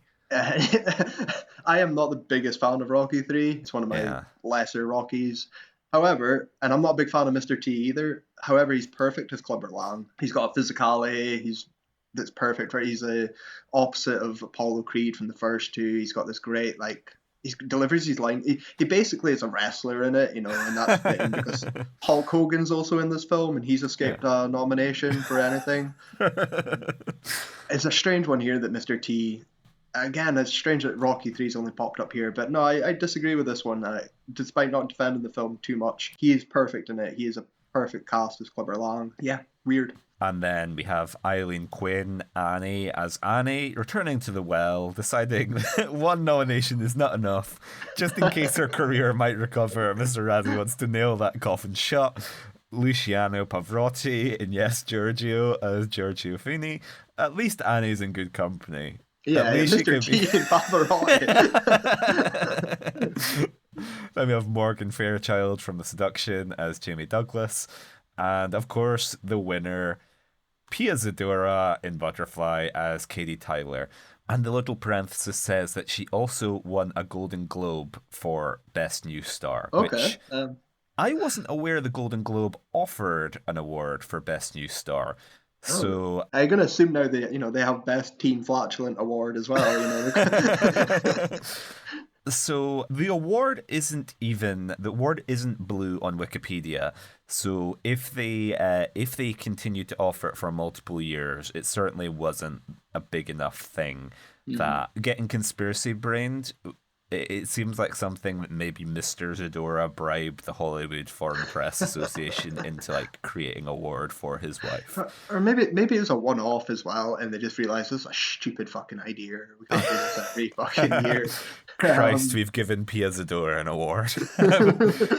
So the people that she beat out were Elizabeth McGovern in Ragtime, Howard E. Rollins Jr. in Ragtime, Kathleen Turner in Body Heat, Rachel Ward in Sharky's Machine, and Craig Wasson in Four Friends. So the only one that I know is Kathleen Turner. Yeah, the only one that's lasted. Yeah, the only star that has endured. But yeah, anyway, that's not the last Butterfly, Golden Globe, and Razzie crossover that we're gonna have. Oh, okay. As worst new star, I think she's pretty deserved, because as much as I liked her and the Lonely Lady, I hate her in Butterfly, and she's representative of everything bad about the film. If you put Kathleen Turner in it, Butterfly would be a little improved. Then we have worst screenplay. So Yes, Giorgio by Norman Steinberg, suggested by the novel by Annie Piper. What does suggested by mean? Not adapted? Just... Yeah, I think that's a loose... I don't know if that's like a Mr. Razzie thing of this is maybe the origins of the worst remake, ripoff, or sequel category. As you'll see, there are different. In fact, basically every nominee has a different little addendum. So that was suggested. We have The Pirate Movie by Trevor Farrant, ripped off from Gilbert and Sullivan's operetta, The Pirates of Penzance. Yeah, it's not great, but there are some sort of okay jokes. Nomination, but not wins, probably about the level. Fair. Butterfly, John F. Goff and Matt Cimber, adaptation by Cimber, based on the novel by James M. Cain. Oh, you're gonna have to get the novel. I did think about that when I saw it was an adaptation, and I was like, maybe this thing works better on the page than in a courtroom with Orson Welles and Pia Zadora. But, yeah, it's true. Yeah. like, I don't know, incestuous romances might work when the audience thinks of it as twisted and abusive as opposed to romantic. Fair.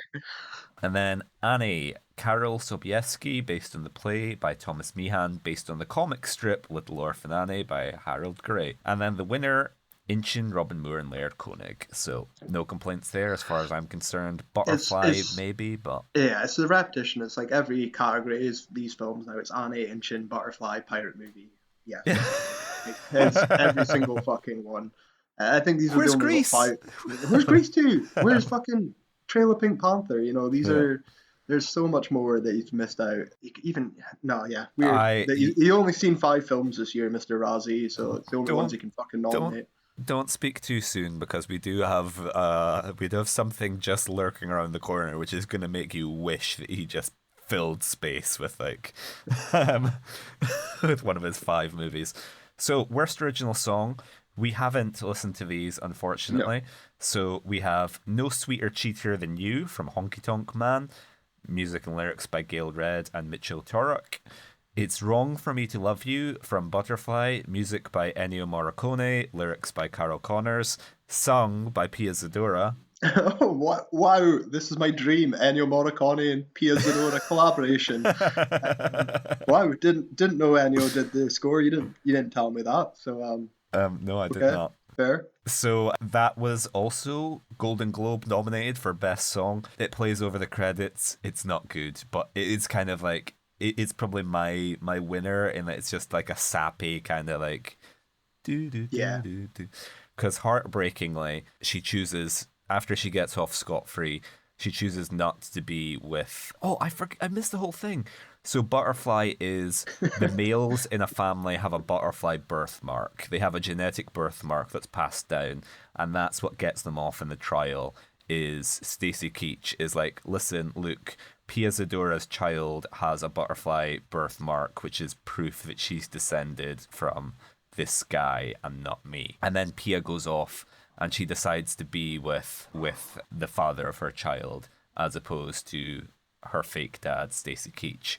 And like, there's a really cringe line where she's like, "You'll always be my daddy," or something like like he's like, "You don't love him." And she's like, "Not like I love you, daddy, but he can provide a better life for my kids, so I need to choose him." But it's just, real CD daddy daughter role play stuff here. So anyway, song not good. Happy Endings from the Pirate Movie, music and lyrics by Terry Britton, B.A. Robertson, and Sue Schifrin. Can't really recall any of the songs from Pirate Movie. Coming Home to You from Author, music by Dave Grusin, lyrics by Alan and Marilyn Bergman. Author, are you aware of that? I'm not aware of that. Again, strange to see a film just pop up for one specific thing, but yeah, I've never heard of it. Hooah, it's Al Pacino again. So it's the poster is him sitting on a bench, and he's got a load of kids sat on his lap. It looks like horsing around.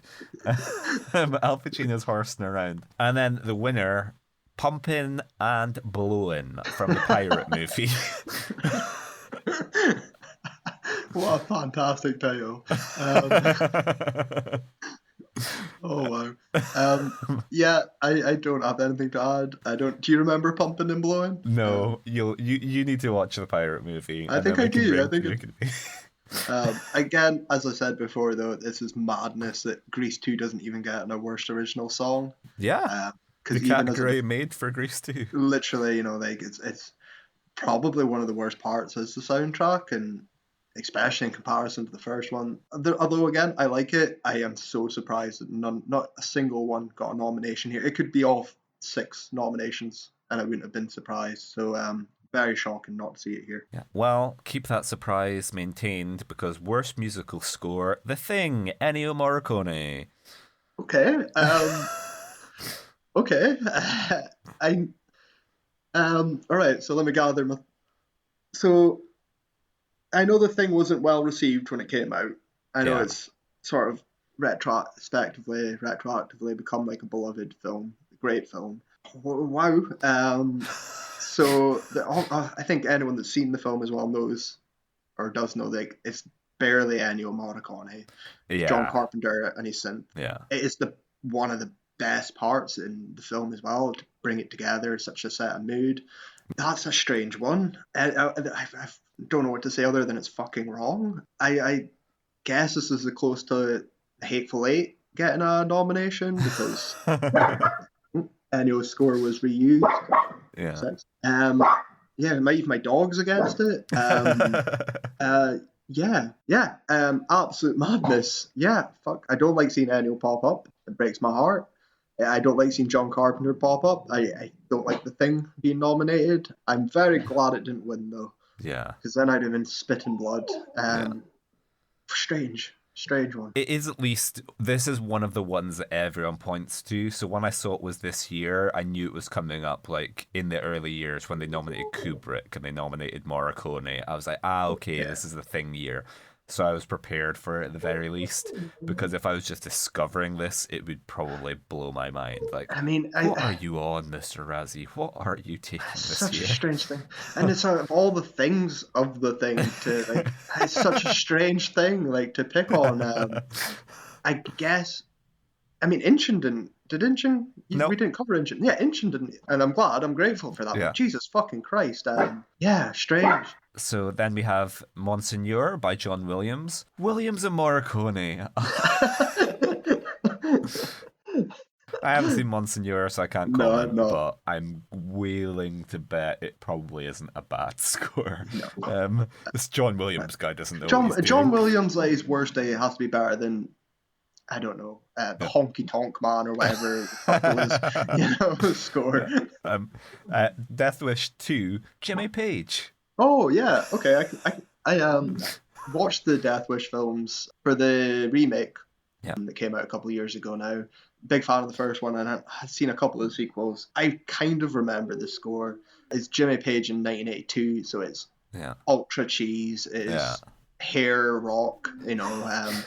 It's fitting. I don't have anything bad to say against it because Death Wish 2 is a bit crazy and a bit 1982. Again, surprised Death Wish 2 hasn't popped up really at all. Yeah. Again, I'll defend it to the day I die, but like, strange that this was picked on. I guess now you know what Morricone, Williams, and Page. What the fuck have they ever done? And then we have Butterfly, Ennio Morricone. So this is where Mr. Razzie needs to develop consistent terms because actors get nominated for multiple performances. So Ennio should only be taking up one space, it should be for his Butterfly and his The Thing score. Yeah, which I can't believe I just said that, but like, if we're believing he should be nominated, it should be once for him as a guy rather than the two separate pieces. That's it. It's so strange. I feel like this is again he hasn't seen a lot of these films because what was it you were talking about? Amityville 2. Surely that's got a worse fucking score than any of these. Yeah. He hasn't seen it and he's just filling out categories here. And yeah, his categorization is so fucking wrong. He's such a fucking hack. Jesus Christ. So The Thing score is a fantastic score to a fantastic movie. Butterfly, less so. I don't know if it's so much that the music is bad as it's misused. So during the incest scene, we almost get Morricone's version of the Jaws soundtrack. Yeah. So they're fucking in a cave, and it's all like I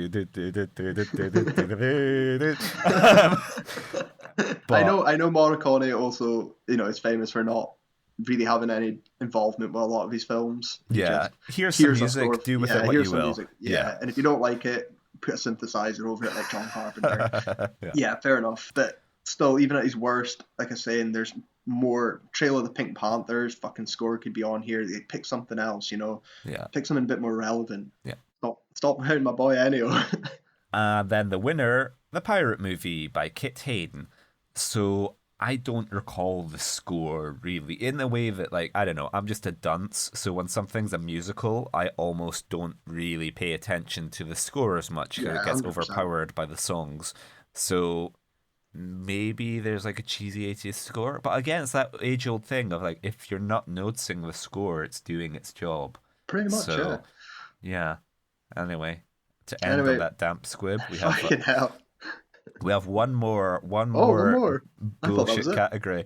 Well, it's the worst career achievement award, which again, this is just it's way too personal to be like, here's someone who I just want to shit on. Okay. So it goes to Irwin Allen, the master of disaster. So are Erwin you Allen is of Irwin Allen Towering is Inferno? yeah, Towering Inferno, Yeah. Poseidon Adventure, Okay. like producer Was he? director, so he produced those films. He also like What he did he? directed Story of Mankind, Voyage to the Bottom of the Sea, 5 Weeks in a Balloon, The Oh yeah, yeah, Swarm, Beyond the yeah, yeah, Poseidon yeah. Adventure. So what did he do that deserves the worst career? Because that's a good career you've just read out there for me. I mean, unless you really hate disaster movies. His last credit was When Time Ran Out in 1980. So he maybe retired. He maybe announced his retirement. And Mr. Razzie was like, hang on, wait, we can't let this bastard escape. I need to punch him in the Yeah. face as he's heading out the door. Yeah. I don't get it. I really don't get it. I'm not the biggest, but I've seen a couple. I've seen Tower Inferno, and Yeah. I think I've seen the first Poseidon Adventure. I like them. I mean, Yeah. obviously compared to what's to come, compared to 2012 and fucking Day After Tomorrow and all this shit, Moonfall that we're gonna get to. I'd watch them over and over, but I don't understand. This isn't like, there's so many people you could be probably picking on it 1980 that have had worse career achievements. Like fuck's Ed Wood doing in 1980? Yeah, fuck. No, I don't. I it don't. it's I really don't get it. perplexing because it doesn't need to be a category. It's so cruel. Like career achievement is nice when it's like someone that we've maybe not honored as much as we should have for individual things because they're maybe like an iconoclast or some kind or Yeah, whatever they yeah. don't fit into. It's nice when it's like a career retrospective positive thing. When you're just being like, hang on, wait, this is someone I hate I who's mean, yeah. escaped. It's just It's so it's the Razzies to a T. it's what the Razzie should have done, and they can't do it at this point. But in the future, when you get 10 Razzie wins or something in your career, then you get Yeah. a special award. Like that's a nice Yeah. little thing you can put at the end, and it's a bit more in good humor as well. You've Yeah. got here's your 10. You get a special silver raspberry or some shit. I don't know, but yeah, it's such a weird one. I don't get it. I really don't get it. Yeah, fucking hell. Well, what's becoming a recurring thing for the podcast is just us ending on a perplexed note of what the Yeah. fuck is Mr. Rat's party? Because it's like I say, he goes through 5 films, the same fucking 5 films, and at the end he's like, you know what, fuck this guy. The Thing, Poseidon Adventure. Like, you know what I really hated? The Towering Inferno. Uh, yeah, maybe this is just because this is like the third year of the Razzies. Maybe this is him Mhm. just feeling like he's missed the boat, no pun intended, and he wants to have a go at the Poseidon Adventure. But yeah, very very bizarre. You could even, I would have even been more understanding with Terrence Young because he's not down Yeah, much in the 70s. yeah, yeah. I hadn't seen he is a gun for hire. He goes through heaps of stuff. His stock falls off a cliff. Yeah, I would understand something like that. It's like your fall of an actor or a director or something that's just doing shit. But when you've done nothing really bad, like I don't get it. I really don't fucking get it. Anyway, yeah. Well, that concludes another episode as we say goodbye to 1982. Yeah, And if you have enjoyed listening to us, then you can leave us a review. You can follow us on social media where we are watching worst. If you want to send us an email, then we are watchingworstfilms@gmail.com. And you can join us next week for a momentous moment in WWF history where yeah. we are dealing with our first real-time Razzies. So the ceremony is on Saturday. I say ceremony, like I I don't think they hold them anymore. I think it's just like No. I think it's just an I, email. well, I still kind of like assume there'd be like a you when I was going to say Twitch stream or a YouTube live or whatever, a TikTok or something like some sort Yeah. of virtual ceremony. because like every Hawk ceremony just does that. But no, this is just going to be announced on their website, like Yeah, no yeah. fanfare. The We're the only recipients ones that, probably won't even learn. Like Darren Doan, it'll just be like yeah. a text from like, oh, seems like you won a Razzie. Well, that's it. I mean, that's always been incredible the amount we've been learning about people that are so unaware. Yeah. And yeah, like, but no one does care other than, and I get that's why he does go for the clickbaits. And, you know, we always talk about Mr. Razzie going, aiming for the low hanging fruit, but The whatever. Well, low-hanging raspberries. I'm still very confident with my predictions, so I'll see how they pan out. Yeah, so on our next episode, we will be tackling the winners from Mhm. this year, and you'll find out who is the true Razzie King with me and Yeah. Kyle as we go through our predictions and tally up who got most right. It's gonna be you. I'm dreading it. I think a bunch of mine aren't gonna pay off. So Who's the hackiest? You know, you got to think like a hack. Excellent. I'm looking forward to it though. yeah, should be a fun one. So catch you then. Join you then. See you.